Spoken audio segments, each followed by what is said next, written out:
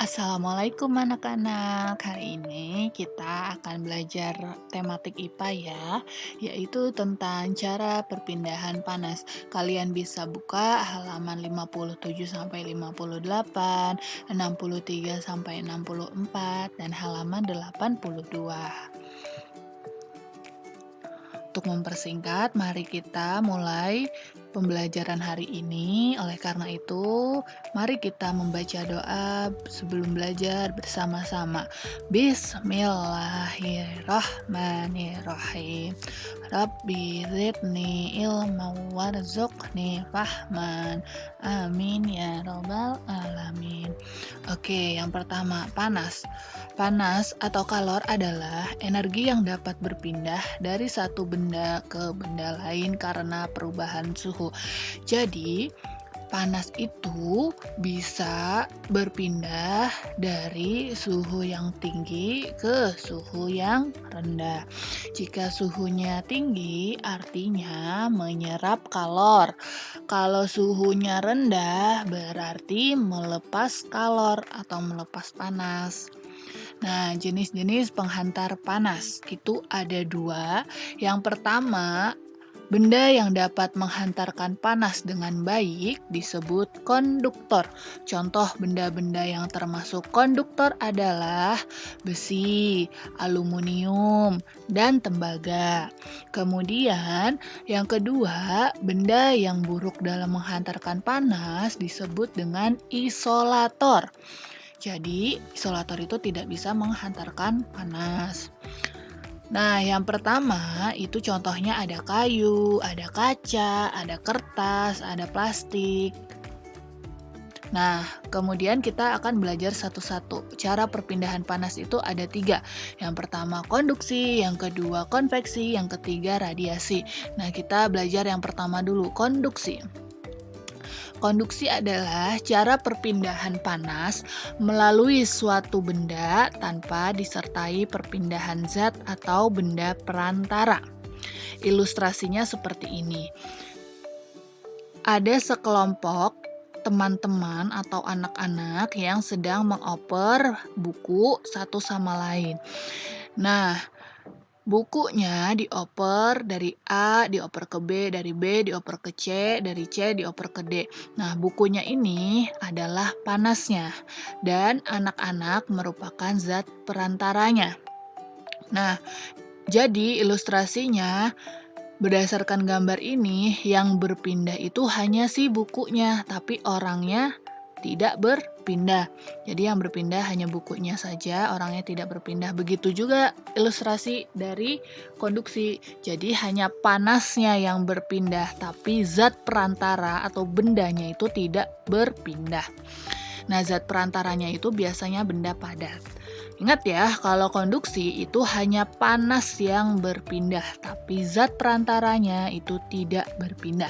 Contohnya yang pertama, ketika kita menyalakan api dan memberi besi di ujung apinya, maka panasnya itu akan berpindah ke seluruh permukaan besi tanpa harus memindahkan si api gitu. Jadi panasnya doang nih yang berpindah, tapi apinya tidak berpindah.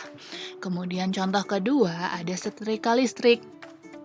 Jadi panas dari listrik akan berpindah ke konduktor atau ke setrikaan bagian bawahnya gitu.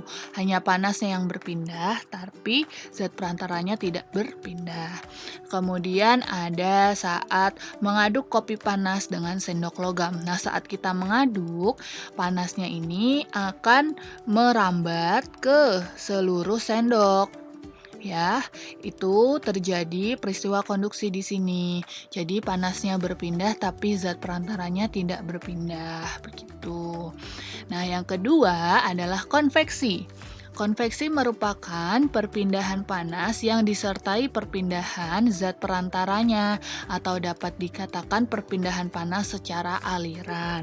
Ilustrasinya seperti ini. Ada beberapa anak yang sedang memindahkan tumpukan buku. Nah, Tumpukan buku ini diilustrasikan sebagai panasnya dan anak-anak ini diilustrasikan sebagai zat perantaranya. Jadi ketika kita ingin memindahkan buku, maka kita juga harus berpindah, tidak harus di situ saja gitu. Begitu juga di konveksi, panasnya berpindah dan zat perantaranya juga berpindah. Begitu. Contoh pertama, nah ingat ya, di konveksi itu zat perantara ikut berpindah. Selain panasnya yang berpindah, zat perantaranya harus ikut berpindah. Contoh pertama, saat kita memasak air panas.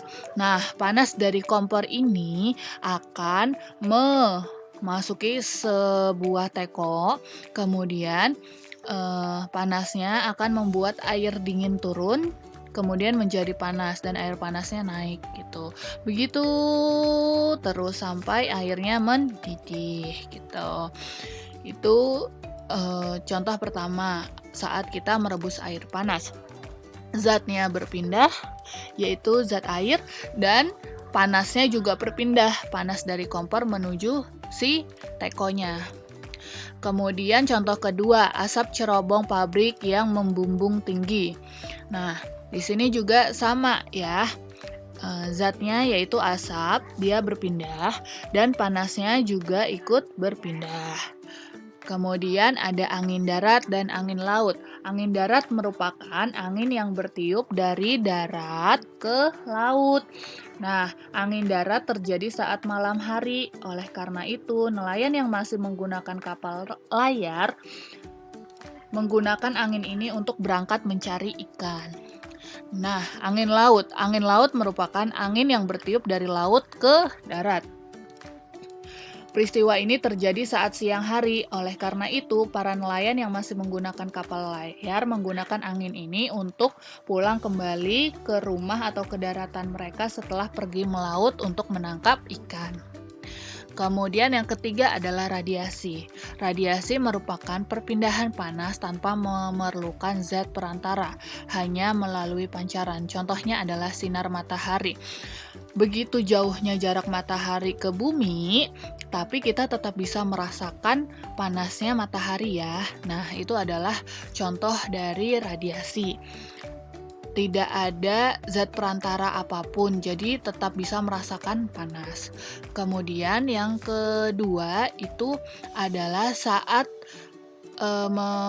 saat badan terasa hangat di dekat api unggun. Saat kita berada di api unggun, maka seluruh badan kita akan terasa hangat karena terdapat radiasi dari api unggun menuju ke badan kita gitu.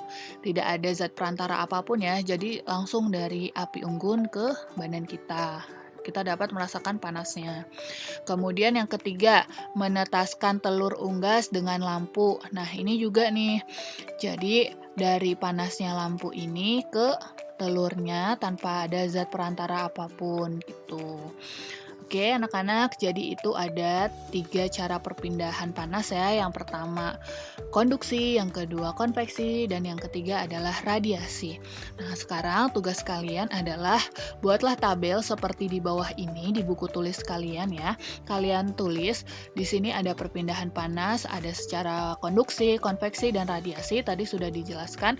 Kalian tulis pengertiannya di sini, pengertian konduksi apa, pengertian konveksi apa, pengertian radiasi apa, dan contoh peristiwanya.